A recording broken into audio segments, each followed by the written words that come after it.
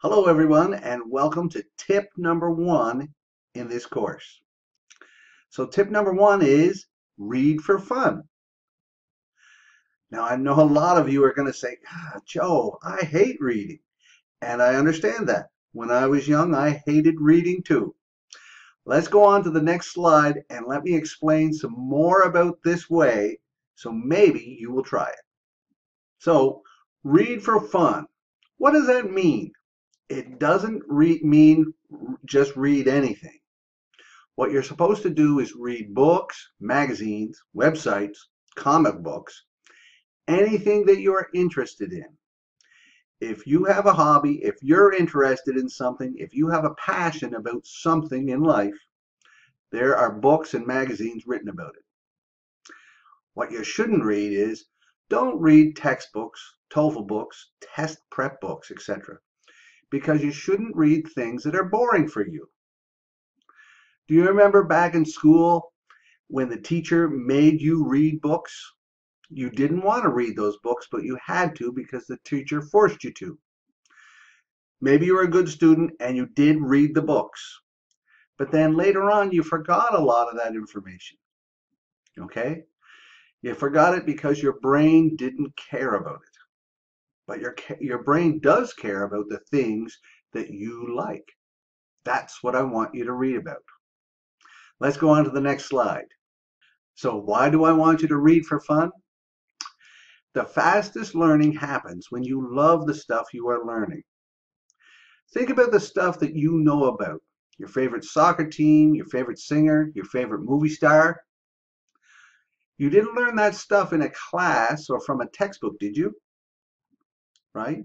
You didn't study your favorite soccer team in school, did you? You learned about it on your own, all right? Because you cared. It was extra reading, but you didn't care because you loved it and you wanted that information, all right? That is why the fastest learning happens when you love it, right? You learned that stuff and you can still remember it today because you were very, very interested in it. You learned this stuff, such as information about your favorite soccer team or things about cosmetics. You learned this stuff because you were truly interested and passionate about the subject. You can use that passion to help you improve your English. By reading about your favorite subject every day, you will become familiar with English grammar and vocabulary naturally. Now, I've heard the complaints like this before. People might say, I don't need soccer vocabulary. So they don't think they should be reading about their favorite soccer team or about traveling or about cosmetics. But that is not what happens. When you're reading about your favorite soccer team and what they did yesterday, you're reading about things you love every day, and you will learn about standard English grammar forms, such as conjunctions, prepositions, and articles, which are the hardest parts of English. These things help in all subjects.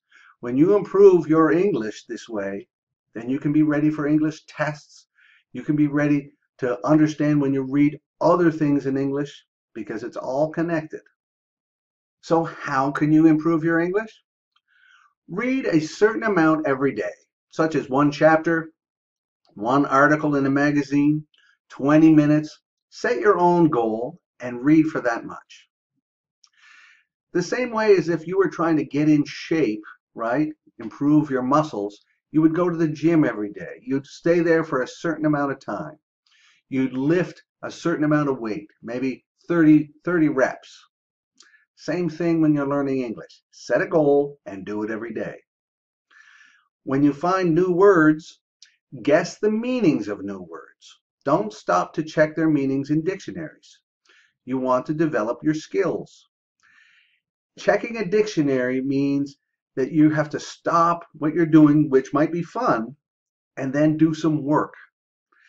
I don't want you to work at this. I want you to read it and then guess. So if you're reading about your favorite soccer team and you see a word that you don't understand yet, just guess what it means. Take a guess. If you're right, the next time you see that word, it'll make more sense to you. If you're wrong, then the next time you see that word, you'll have to guess again. That is developing your ability to guess words that you don't know. That is a great skill. You can also read the same stories in your language if you need to. So you could check up to see what your favorite soccer team did last night in the news, in an English newspaper, read that story, and then go to a newspaper in your language and read a similar story, right? You can do that. So what else can you read? Well, things that my students have been interested in the past include the sports news or sports magazines, movie news, movie magazines, movie studio websites, movie scripts. You can read youth books, mysteries, romance, nonfiction. You could read about Harry Potter. You could read joke books, riddles, ghost stories, newspapers, comics, anything. Anything that you're interested in can help you improve your English. The key is you have to be interested in it.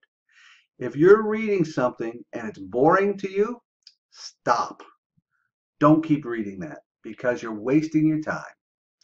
Read interesting things, stuff that you love, and your brain will be turned on and you will learn lots of English.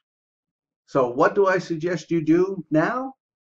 Do Google searches for whatever you're interested in, such as travel to Hawaii, cruise reviews, Barcelona Football Club, Lionel Messi, how to find a girlfriend, ghost stories, anything you want.